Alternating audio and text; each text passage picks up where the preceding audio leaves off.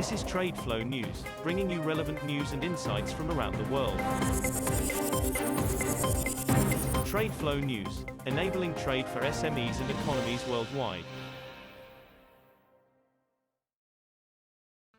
These are some of the key topics that we will be looking into in today's program.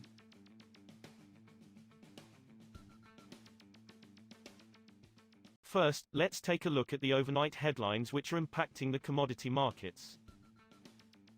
Oil price settled lower in volatile trading on Friday, with both benchmarks recording their biggest weekly declines in months, as growing recession fears negated any supply woes after weak economic data from China, Europe and the United States. U.S. West Texas Intermediate crude settled 44 cents lower at $71.02 a barrel, a new low for 2022. Brent crude settled 5 cents lower at $76.10 per barrel. Any concerns about supply are secondary to worries about the economy, Mizuho analyst Robert Yager said.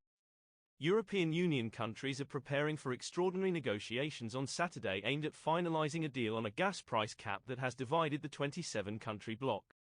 EU states have debated for months whether capping gas prices would help or harm their attempts to contain an energy crunch triggered by Russia slashing gas deliveries to Europe, which has pushed up fuel costs and stoked inflation.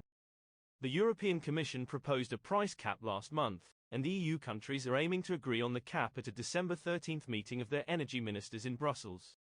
Moving on to the top news in the energy sector. An outage on the largest oil pipeline to the United States from Canada could affect inventories at a key U.S. storage hub and cut crude supplies to 2 oil refining centers, analysts and traders said on Friday.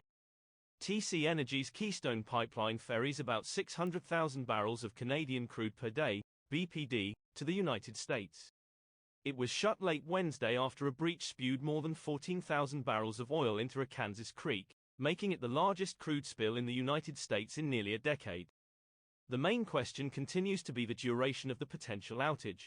The longer the duration, ultimately, of course, means potentially tighter inventories in Cushing or heavy crude on the Gulf Coast, said Michael Tran, a managing director at RBC Capital Markets. India's fuel demand climbed to an 8-month high in November, government data released on Friday showed, as festivals and a pickup in industrial activity boosted sales in the world's number 3 oil consumer. Consumption of fuel, a proxy for oil demand, was 2.4% higher than the previous month, and rose 10.2% year-on-year to 18.84 million tons in November, according to the data from Indian Oil Ministry's Petroleum Planning and Analysis Cell, PPAC. The festive season has been supporting oil demand growth, said Refinitiv analyst Ahsan Ul-Haq. Next, we have the top news in metal markets. The World Trade Organization ruled on Friday that U.S. tariffs imposed on steel and aluminium imports by then-President Donald Trump contravened global trading rules in a judgment immediately criticized by Washington. In one of the most high-profile and potentially explosive cases to come to the WTO, the 3-person adjudicating panel said the U.S. measures were inconsistent with WTO rules and recommended the United States bring them into conformity. The United States said it strongly rejected the flawed interpretation and conclusions of the panel.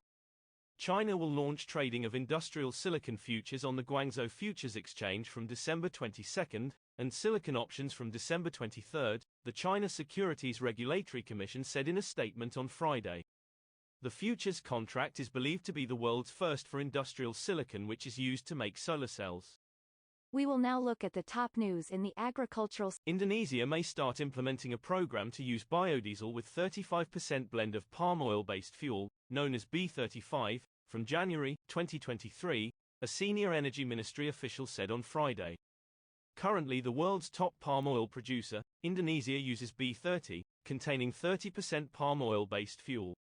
The overall palm oil-based fuel allocation for 2023 is estimated at around 13 million kiloliters in 2023, he said. Indonesia's 2022 allocation was 11.03 kiloliters. Indonesian President Joko Widodo told his cabinet earlier this week to prepare the mechanism to implement B35 amid expectations that the crude oil price would remain high next year. That is all for today's news on commodity markets. Stay tuned to TradeFlow News as we continue to provide you with more updates. We also invite you to follow us on Twitter at TradeFlow News, which allows you to watch our program on your mobile device or desktop to receive information from there.